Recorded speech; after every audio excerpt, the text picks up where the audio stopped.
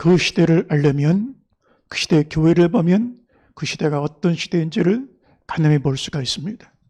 교회가 그 시대의 역사를 진단할 수 있는 바로미터라는 것입니다. 우리 시대에 우리 국민의 현주소를 얘기하는 여러 가지 척도들이 있습니다. 지난 1년 동안의 경제 성장률, 대한민국의 경제 규모를 얘기해 주는 경제적인 여러 지표들, 국민 소득들, 인구 성장률들, 여러 가지 수치적인 척도를 가지고 우리 사회를 진단할 때가 있습니다. 그런데 우리 사회의 외면적인 모습은 그런 수치를 가지고 숫자를 가지고 평가할 수 있다고 하지만 우리 시대가 하나님 앞에 온전한 시대인지 폐역한 시대인지 쇠락하는 역사의 시대인지 부흥하는 시대인지 하나님의 영광에 충만한 시대인지 영광을 거두시는 시대인지 은혜가 충만한 생명의 역사가 부흥의 역사를 경험하는 시대인지 멸망을 향하여 치닫고 있는 시대인지를 어떻게 가늠해 볼 수가 있습니까? 교회가 영적인 바로미터라고 할 수가 있는 것입니다. 교회를 보면 그 시대가 악한 시대인지 은혜의 시대인지를 알 수가 있는 것입니다. 오늘 히브리서 말씀은 성전에 나가는 지성소로 나가는 길을 통하여 하나님께 나가는 길에 대하여 말씀하고 있습니다. 히브리서 기자는 성전을 통하여 하나님과의 교제를 살필 수 있고 하나님께 나가는 길이 열려 있고 주의 임재하심 안에 나가는 삶이 열려 있음을 말씀하고 있는 것입니다. 성전은 그 시대를 가늠할 수 있는 영적인 바로미터라고 할 수가 있습니다.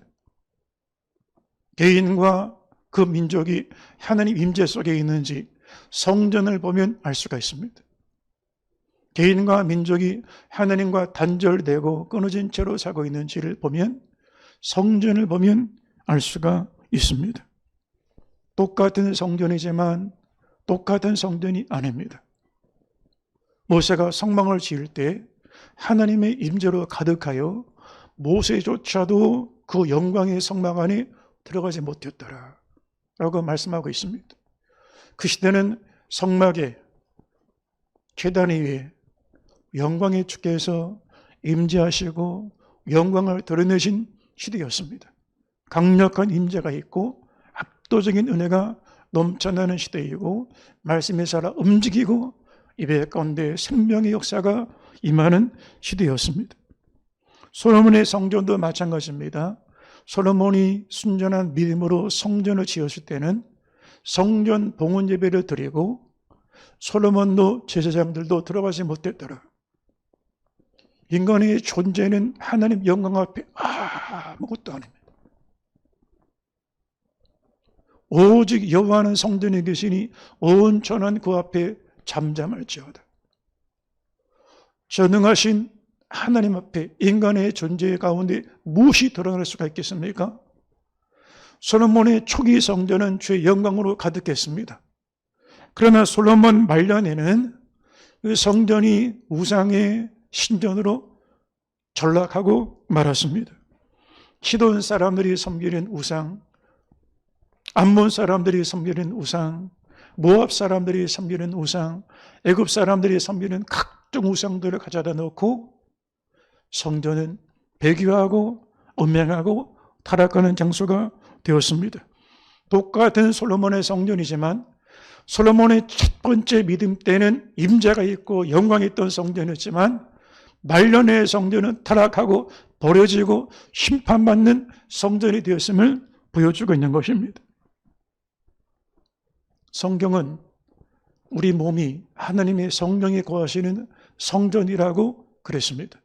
만일 우리 몸이 솔로몬의 성전보다 귀한 성전이라면 우리 성전 안에 성령의 임재하심이 있습니까?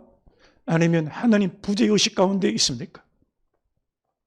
주의 영광으로 우리의 영혼의 지성소 안에 예수 생명으로 충만한 영광의 주를 바라보는 가운데 있습니까? 아니면 하나님과의 교제가 끊어진, 버려진 심판 안에 있는 성전의 모습을 우리 마음속에 가지고 있습니까?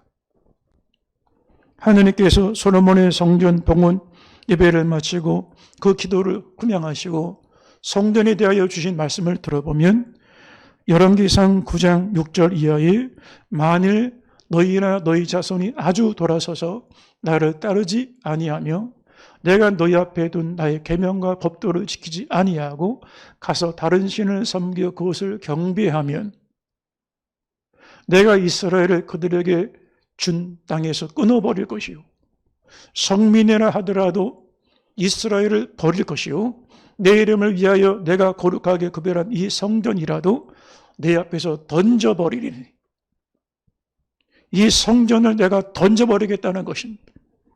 결국 그 예언대로 이스라엘 역사 가운데 그대로 이루어졌습니다.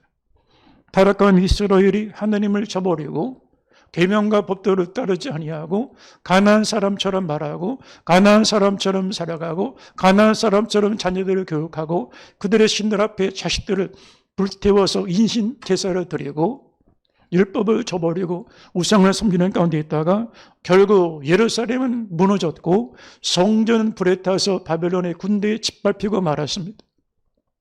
에스겔서를 보면 에스겔이 바벨론의 포로로 끌려갔을 때 왜 예루살렘 성전을 버리셨는지를 하나님이 분명히 보여주셨습니다. 에스겔서 8장 9절 이하를 보면 하나님께서 에스겔에게 환상을 보여주시는데 성전 안에 이루어지는 가증한 모습들이 보여주시는 것입니다. 한 장면이 눈에 들어옵니다. 성전 벽에 각종 곤충들과 각종 짐승들과 각종 우상들을 사방벽에 다 그려놓고 거기 70인의 장로들이 그 앞에 서서 분향을 드리고 사반의 아들 야사냐도 그 가운데 서서 향로를 들고 향로를 들었다는 얘기는 제사장을 말하는 것입니다. 제사장이 지금 하느님 앞에서 예배 드리는 게 아니라 이방 신상 앞에서 예배를 드리고 분향을 드리고 있는 모습을 보여줍니다. 그것으로 끝나는 게 아니라 내가 또 다른 가증한 일을 내게 보이리라. 성전 북문 쪽에 또 다른 낭실, 다른 예배 초소를 보여주는데 거기 단무스 앞에, 단무스는 블레셋의 신입니다. 블레셋의 다산, 축복을 빌어주는 신, 아들, 딸 잘 낳고 시집가고 장가가고 잘 먹고 잘 살게 빌어주는 신, 성공의 신, 만몬의 신, 목적을 위해서는 수단 방법 가리지 않는 신, 그 신 앞에 여인들이 분향을 드리는 모습을 보여줍니다. 그것으로 끝난 게 아닙니다. 내가 더 가증한 일을 보여주리라. 성전 안뜰의 모습이 보여집니다. 에스겔이 현관과 제단 사이에 25명이 모여서 여호와의 성전을 등져버리고 동쪽에 있는 태양을 향하여 경배를 드립니다. 일월로 성신을 섬기고 있습니다. 성전은 하나님의 집인데 하나님을 섬기는 게 아니라 하나님 세상의 신을 섬기는 장소로 바뀌고 말았습니다.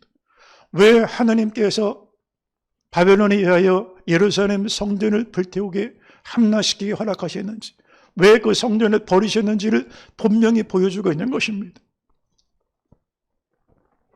성전은 하나님과 나와의 관계를 보여주는 것입니다. 그 성전은 건물이 아닙니다. 우리 마음속에 있는 성전을 말하는 것입니다. 사랑하는 성립교회 성도 여러분, 저와 여러분의 마음이 성전이라는 사실을 믿으시길 바랍니다. 내 마음의 성전의 모습이 어떻습니까? 하나님께 나가는 성전이 되고 있습니까? 아니면 하나님과 거리를 두고 막혀 있고 교제와 인격적인 사랑의 만남이 끊어져 있습니까? 내 성전에 성령의 등불이 켜져 있습니까? 아니면 죄악의 등불은 켜져 있고 영적인 등불은 꺼져 있습니까? 내 안의 기도의 분향은 하나님 앞에 신령한 기도로 올라가고 있습니까? 아니면 세상 앞에 무릎 꿇고 세상의 성공 앞에 무릎 꿇고 세상 신을 향하여 나아가고 있습니까?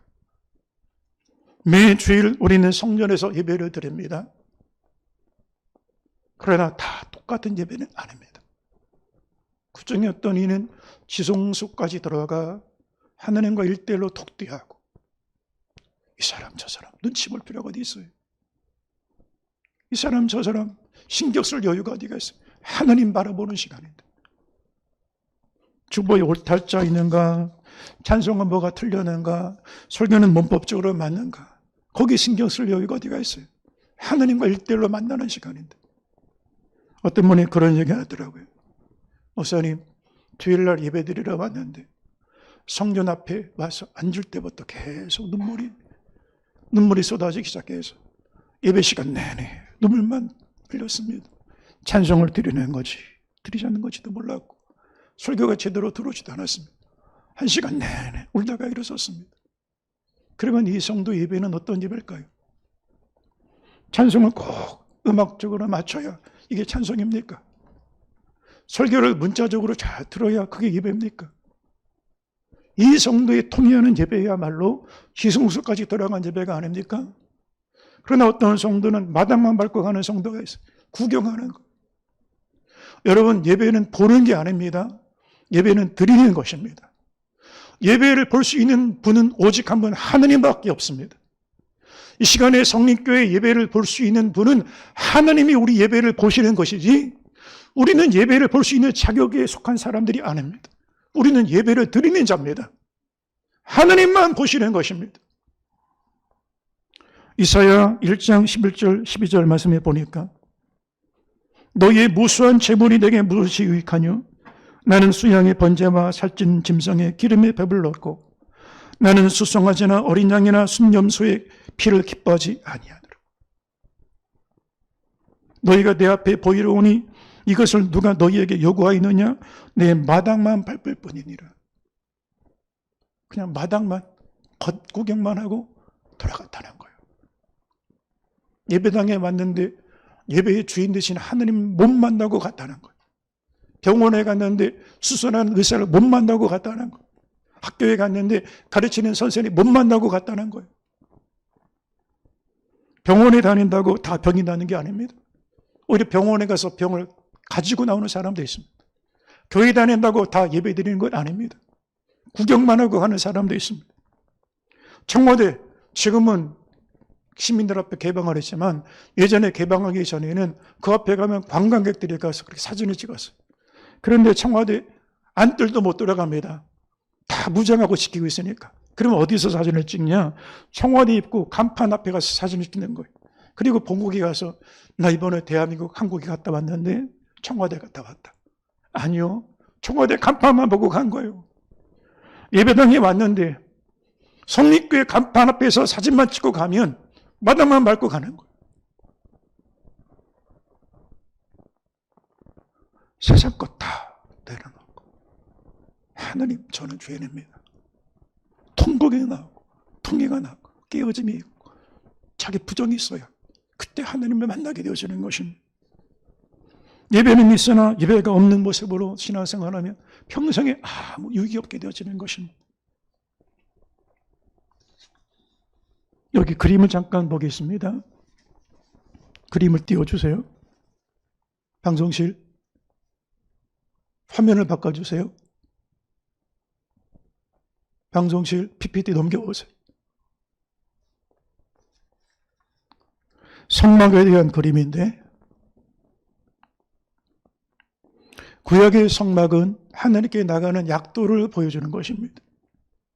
이 약도는 하나님께 주인이 어떻게 나갈 수 있는가에 대한 길을 보여주는 것이라고 할 수가 있는 것입니다. 이것이 모세의 성막이었습니다. 여러분, 이 성막을 출애굽한 지 석 달 만에 공사를 시작을 했습니다. 가나안 땅에 들어가지도 않았습니다. 내 집이 마련된 게 아닙니다. 직장, 생업이 마련된 게 아닙니다. 아직 광야입니다.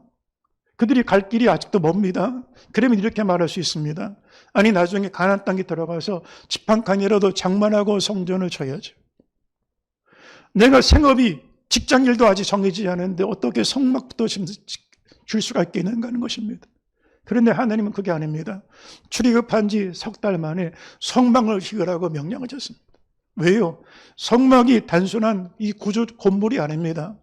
하나님과의 교제, 임재, 친밀한 사귐 속에 살아가는 걸 말하는 것입니다.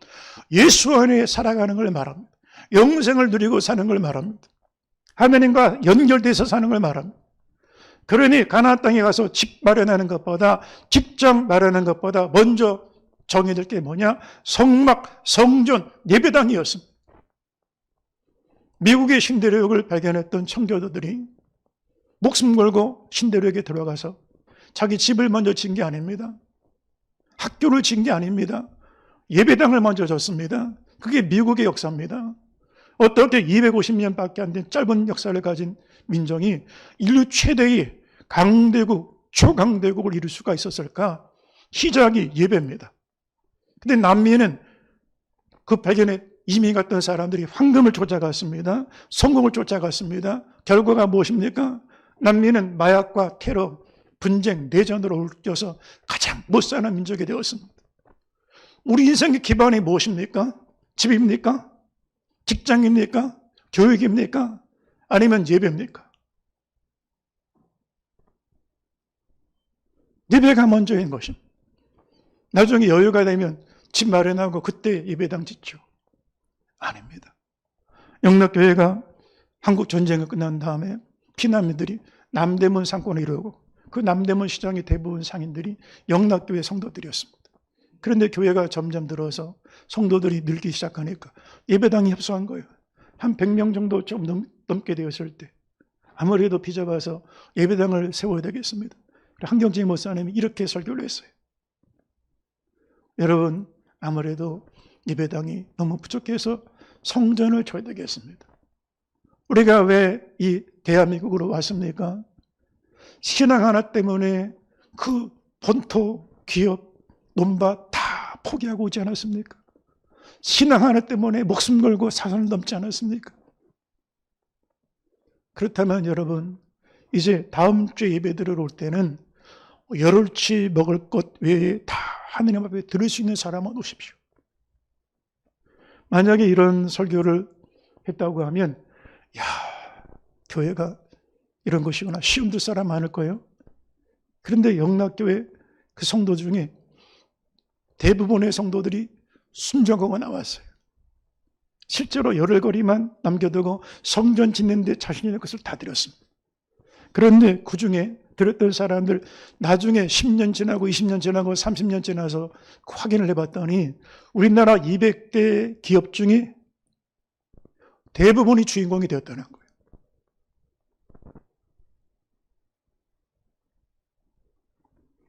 성막을 짓는 과정은 우리 인생을 지어가는 건축을 보여주는 것입니다.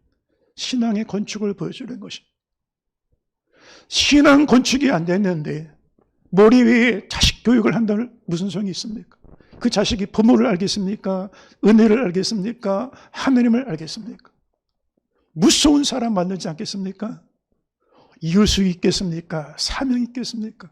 나만 아는 위험한 사람 만들지 않겠습니까? 신앙 건축이 먼저인 것입니다. 이 성막은 다시 그림을 띄워주세요. 성막에 보면 출입문이 하나입니다. 앞에 그림. 여기 이 출입문은 동쪽을 향하여 해가 뜨는 방향을 향하여 출입문을 만들었습니다. 다른 지역에 내가 들어가고 싶다고 해서 출입문을 만든 게 아니에요. 구원의 문은 오직 하나밖에 없는 것입니다. 종교다원주의자들은 야, 기독교는 그게 독선적이다, 배타적이다. 천주교회를 보니까 크리스마스 이 주파일에 부처 탄생 축하 현수막 걸어놓고, 불교는 크리스마스 때 예수님 탄생 축하합니다 현수막도 거는데 왜 기독교인들은 자기들만 구원 있다고 말하냐? 기독교인들은 너무 독선적이다 말이에요. 그리고 종교다원주의자들이 이렇게 말합니다.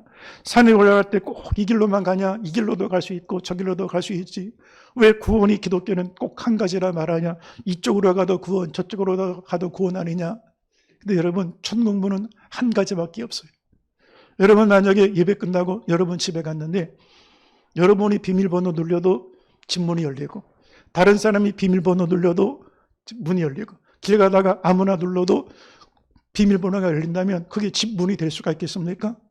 그러면 누가 얘기하면서 당신은 왜 이렇게 독선적이냐, 배타적이냐, 당신 출입문의 비밀번호가 왜 하나뿐이냐라고 묻는 사람이 있습니까? 집의 문은 하나밖에 없는 거예요.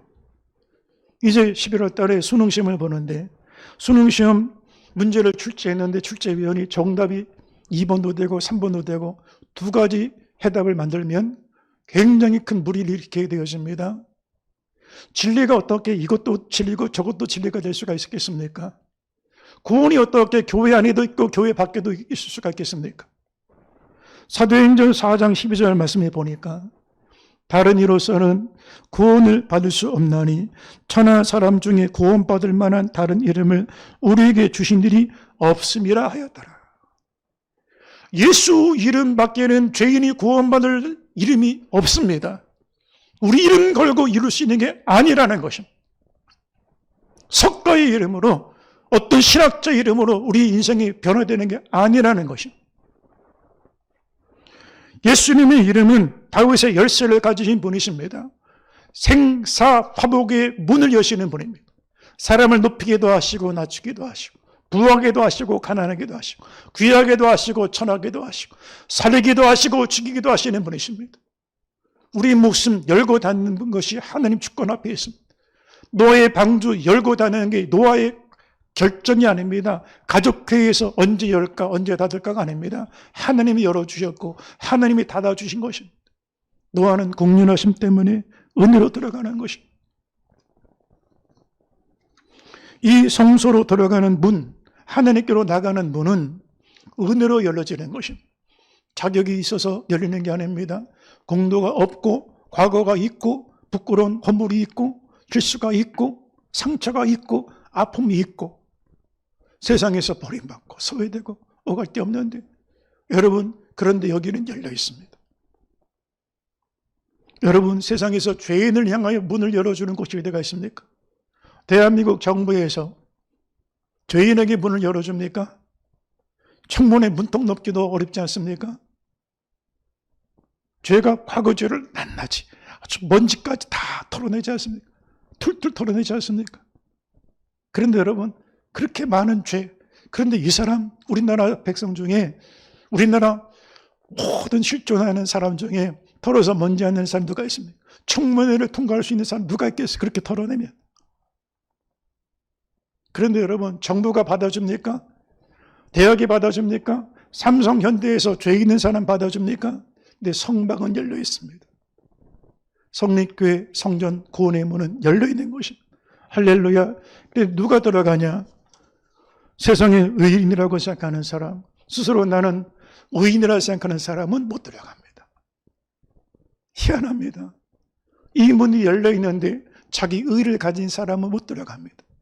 그런데 하나님 앞에 하나님 저는 죄인입니다. 저는 부끄러운 사람입니다. 고개를 들 자격이 없는 사람입니다. 그 사람이 들어갈 수가 있습니다. 누가복음 18장을 보면 바리새인과 세리의 기도가 나옵니다. 바리새인은 따로 구별된 자리에 서서 하나님 저는 저 토색하거나 불의하거나 간음한 일이 없습니다. 저 세리를 보세요. 저는 저 세리 같은 인간이 아닙니다. 저는 일주일에 2번씩 금식하고 소득의 11조를 드렸습니다. 저는 이렇게 떳떳하게 살았습니다. 저 열심히 하나님 믿었습니다. 그런데 세리는 눈을 들어 하늘을 바라보지 못하고 가슴을 치고 통곡을 합니다. 하나님 저는 죄인입니다. 저는 불쌍히 여겨주십시오. 그런데 예수께서 누가 의롭다함 받았냐? 누가 하나님 앞에 나갔냐? 스스로 의롭다고 했던 바리새인은 그대로 있고 자기가 죄인이라고 고백했던 세리를 하나님 받아주셨다는 것. 이 문이 열려있지만 예배당의 문이 열려있지만 누가 하나님 앞으로 나갈 수가 있습니까? 누가 이 주일 예배 가운데 하나님 임재 안으로 나갈 수가 있습니까? 하나님 저는 죄인입니다. 저는 내세울 것도 없고 주장할 것도 없고 자랑할 것도 없습니다. 하나님의 긍휼하심 때문에 이 자리에 있습니다. 바로 그를 향하여 구원의 문이 예배의 문이 열려지게 되어지는 것입니다. 이 하나님께로 나가게 되면 가장 먼저 경험하는 것이 있습니다. 그것이 제단입니다. 또 다른 그림을 한번 띄워주세요. 성막 다음 그림 그냥 PPT 넘기면 돼요. 여기 그림을 보면 솔로몬 성전의 제단이 나와 있습니다. 여기 그릇 위에 큰 물두멍이에 놋바다라고 그랬는데 거기 물을 담습니다. 여기 놋바다에서는 제사장이 손발을 씻습니다. 손발을 씻지 않고 제물을 만지면 그 자리에 죽으리라. 예배가 가벼운 게 아닙니다. 그만큼 두려운 것입니다. 그리고 옆에는 불이 타오르고 있습니다. 여기가 제단입니다. 성전에 우리가 들어가면 제일 먼저 만나는 게 제단입니다. 제단은 제물을 끌고 가는 것입니다. 저와 여러분이 지금 주일 예배 드리러 소와 양과 염소를 끌고 갑니다. 앞세워서 갑니다. 하나님, 저는 죽임받아 마땅한 죄인입니다. 여호와의 신노하심을 피할 수 없는 죄인입니다. 사람 앞에 부끄럽고 하나님 앞에 고개들 자격이 없는 사람입니다. 이 죄물이 저의 죄를 짊어지고 갑니다. 제 인생의 율법의 저주를 짊어지고 갑니다. 내 영혼의 가난함을 짊어지고 갑니다. 내 마음의 상처를 짊어지고 갑니다. 그리고 안수를 하고 제물을 가져다 두면 제물을 제사장의 각을 벗기고 피를 받아내고 그 각을 떠서 제단에 벌려두면 여호와의 불, 인간의 불이 아닙니다. 여호와의 불이 나와 이것을 다 태웁니다. 그러면 죄가 처리되게 되어지는 것입니다. 예배를 마치고 일어나는 그 예배자가 하나님 앞에 뜨거운 눈물을 냅니다. 제물이 불타는 걸 통하여 내가 죽어간다. 제물이 불타는 걸 통하여 나의 죄가 다 이렇게 하나님 태워주시는구나. 나의 죄를 깨끗하게 씻어주시는구나. 피 이름을 통하여 나의 죄사함 받는구나. 그게 첫 번째 하나님 만나는 시간이라고 할 수가 있는 것입니다. 누구든지 하나님 앞에 나가려고 하면 먼저 성소로 바로 돌아가는 게 아닙니다. 제단 앞에 먼저 서야 되는 것입니다. 누구든지 하나님의 교회 앞에서 나와서 예배드리려고 하면 교회 이런 일 저런 일 하는 게 먼저가 아닙니다. 목회, 설교하고 여러 가지 교회 일 하는 게 먼저가 아닙니다. 제단 앞에 먼저 서는 게 가장 첫 번째 이루어져야 되는 것임을 말씀하고 있는 것입니다. 죄를 처리함이 먼저라는 것입니다. 제물의 죽음이 먼저라는 것입니다. 제물이 죽을 때 죄인 자신의 죽음을 말하는 것입니다. 어떻게 우리가 하나님께 나갈까? 하나님 이런 복을 주세요. 자식 잘 되게 도와주세요. 사업 잘 되게 도와주세요. 제 문제 해결하게 도와주세요. 그게 먼저가 아니라는 거. 하나님, 제 몸을 거룩한 산제물로 드립니다. 예수의 보배로운 피 갈보리 제단을 통하여 이제는 휘정이 갈라져서 예수의 이런 의자여 내가 주께 나가오니 저를 산 제물로 받아주십시오. 그리고 하나님 저를 못 받게 도와주십시오.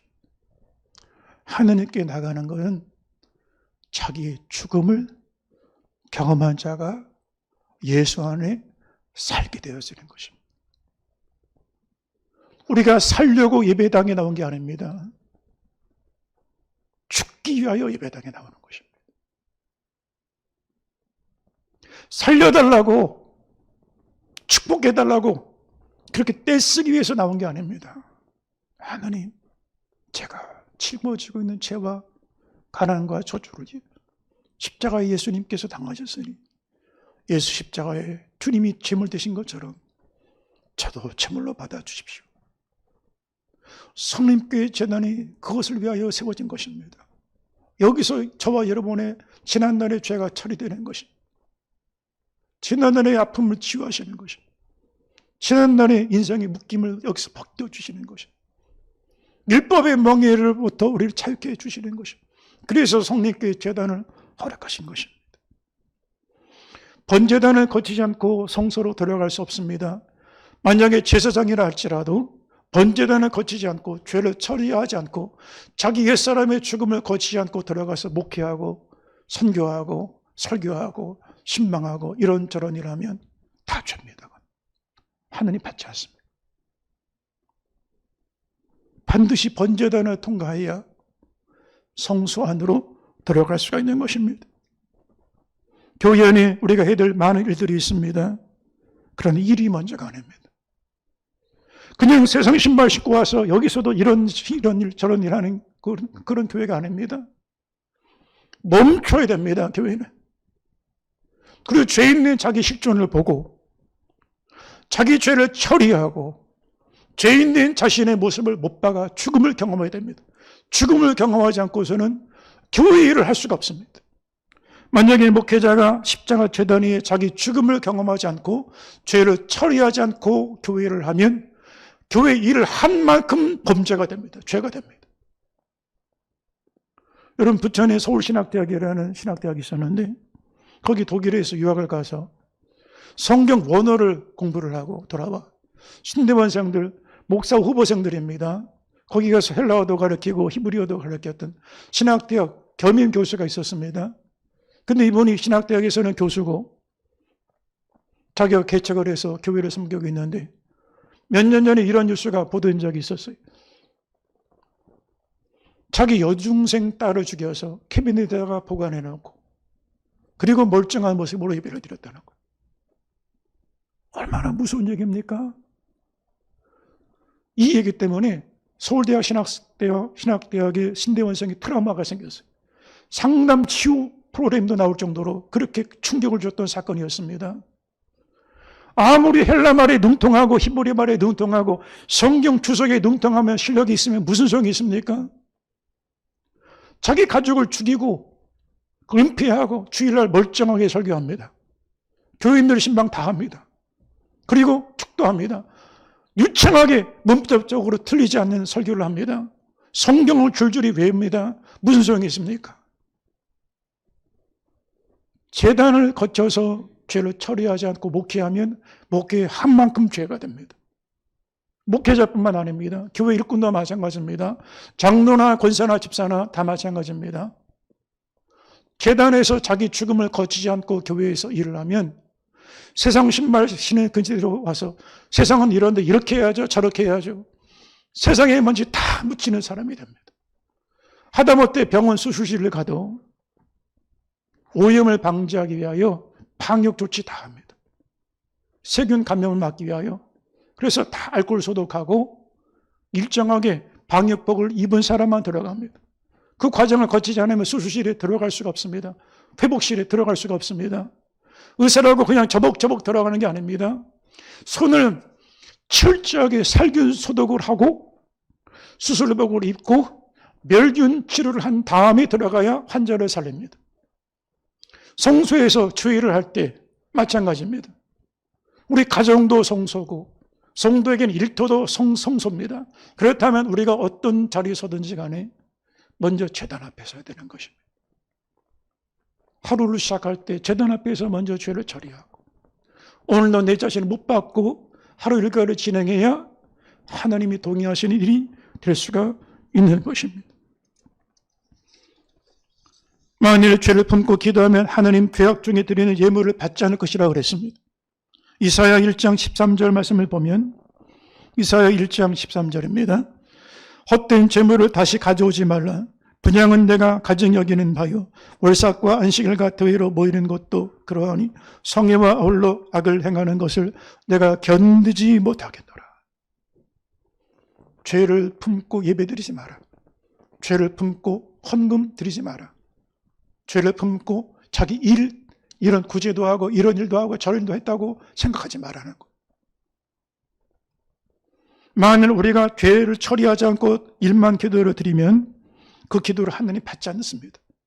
이사야 1장 15절을 보니까 너희가 손을 펼 때에 내가 내 눈을 너희에게서 가리고 너희가 많이 기도할지라도 내가 묻지 아니하리니 이는 너희 손에 피가 가득함이라.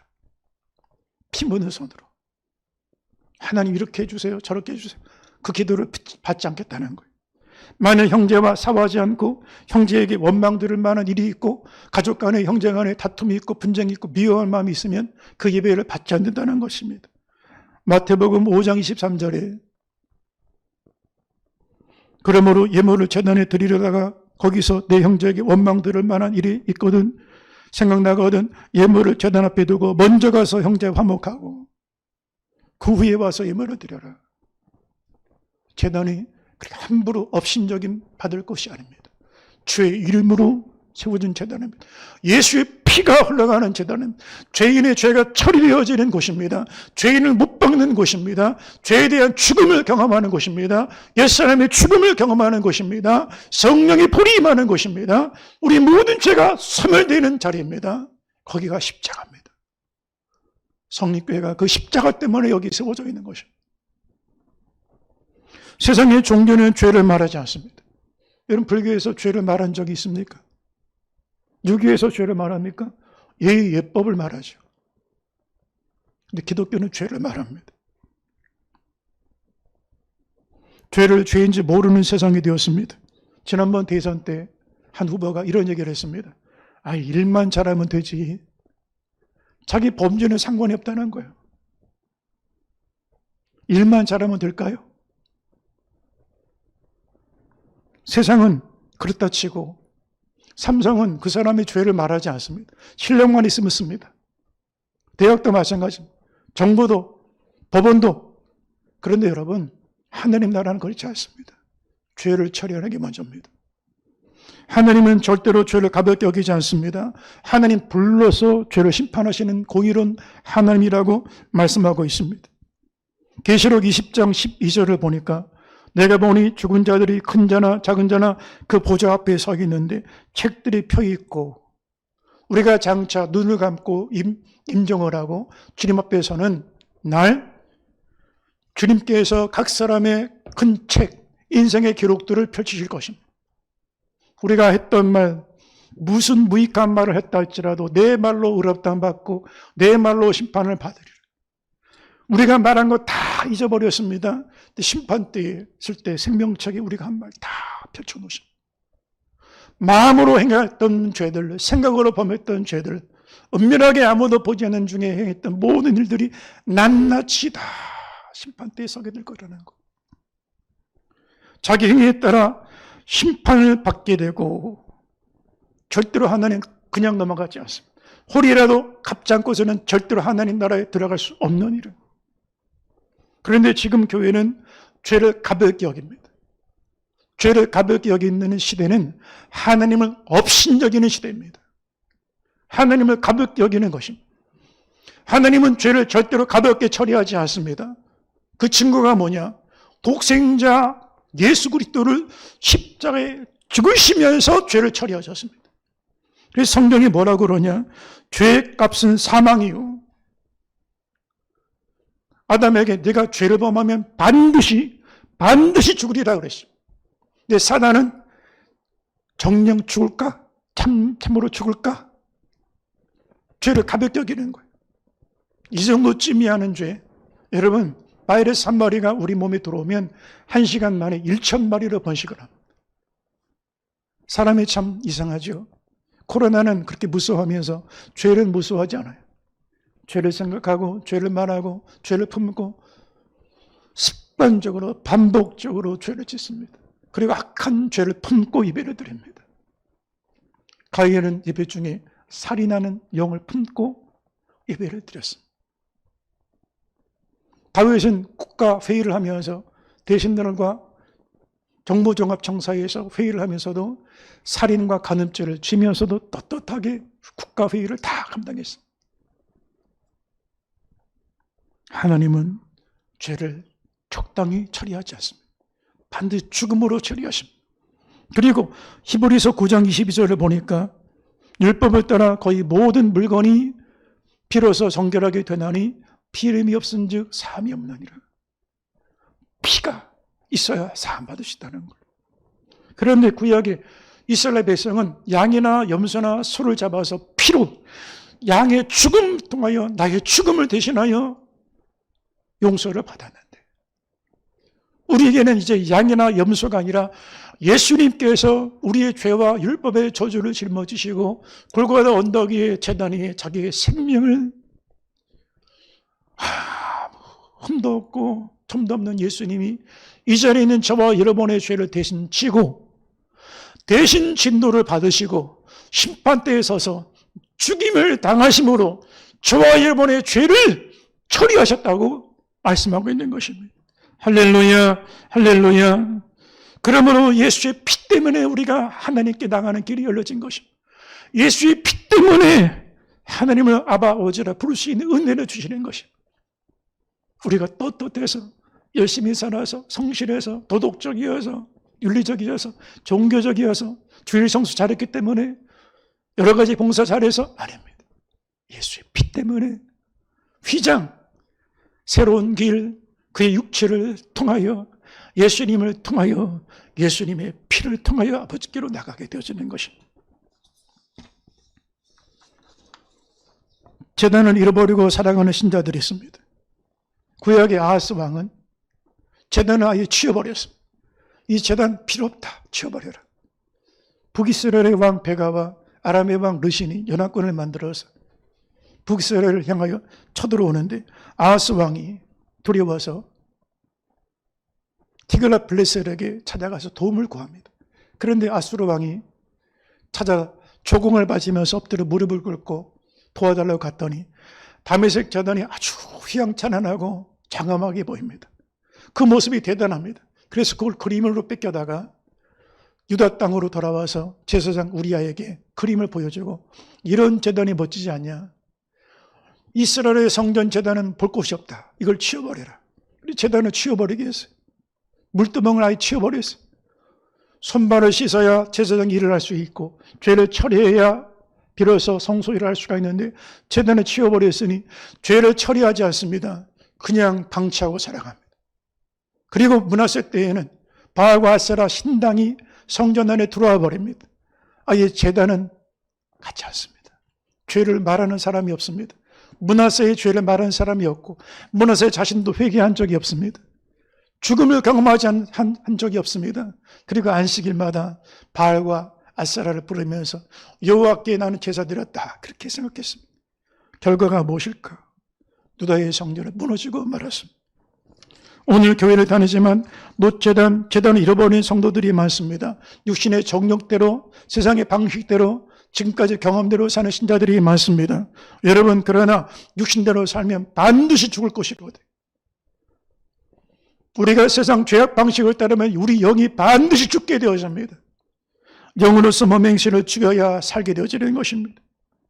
여러분 하느님 말씀이 무너진 교회, 강단이 무너진 교회, 주권이 사라진 교회, 하느님 주권은 사라지고 인권만 강조하는 교회들이 많습니다. 그 교회들은 다 사라집니다. 다 죽어갑니다. 여러분 2000년 교회사 가운데 예루살렘의 초대교회가 지금 남아있습니까? 사도행전의 안디옥교회가 남아있습니까? 소아시아 7교회, 에베소, 서머나, 빌라델피아, 라우디게아, 두아디라 이런 교회들이 남아있습니까? 영국교회가 지금 살아있습니까? 다 죽었습니다. 그러면 왜 이 교회들이 죽었을까?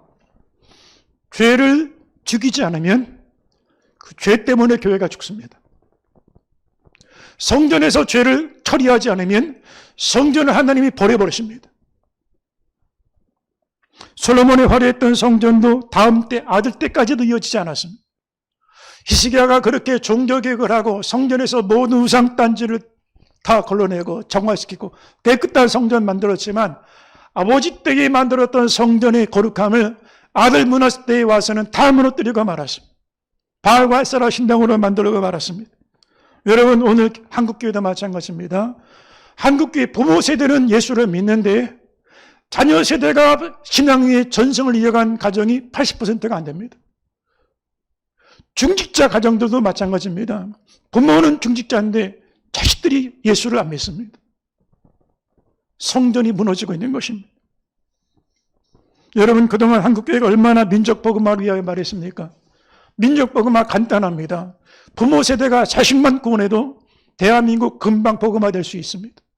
그런데 자식 세대에게 신앙, 예배, 하나님이 사라지고 성전이 무너졌는데 성공이라는 신전을 만들게 합니다. 바벨탑의 신전을 만들게 합니다.